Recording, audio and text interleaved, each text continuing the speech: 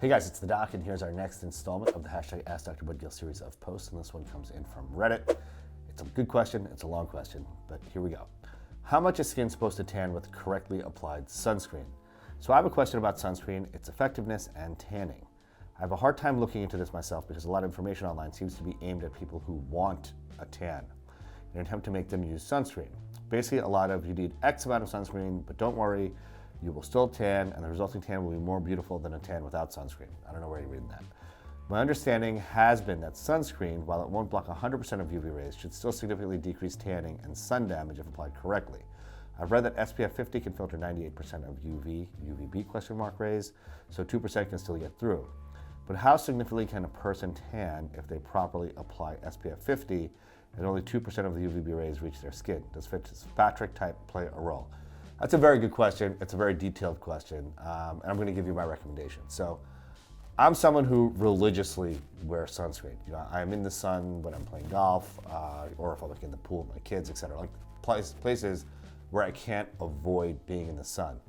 And despite wearing a copious amount of sunscreen, you know, I always have, well, it's kind of faded now, but I always have pretty egregious tan lines. Like my arms will tan, my head will tan, but the rest of my body, where my sleeve covers, is much fairer.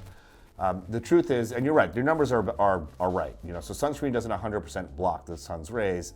You know, say like SPF 15 blocks like 91% of the sun's rays, SPF 30 blocks like 97% of the sun rays.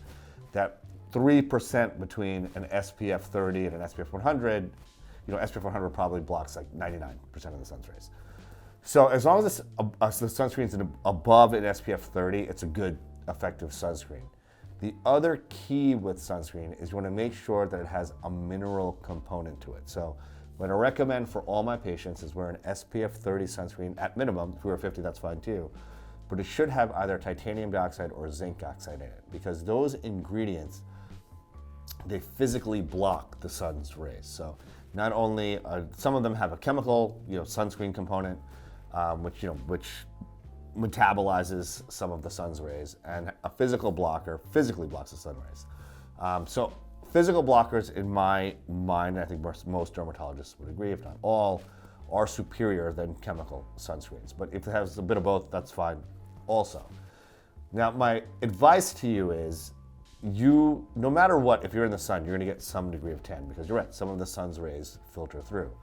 My advice for my patients and what I practice myself is, if I can avoid being in the sun, I avoid being in the sun. So when I'm on vacation with my family, I'm always under an umbrella or in the shade, unless it's absolutely unavoidable, like if I'm in the pool with my kids or in the ocean or something like that. But once I come out, I put on sunscreen and I'm back in the shade.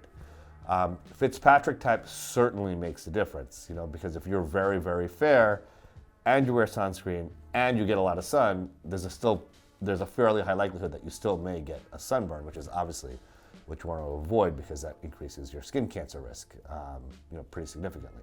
So I don't know if I fully answered your question, but take-home points are SPF 30 sunscreen that has a mineral component, either titanium or zinc, and avoid the sun as much as you can. I hope that answers your question.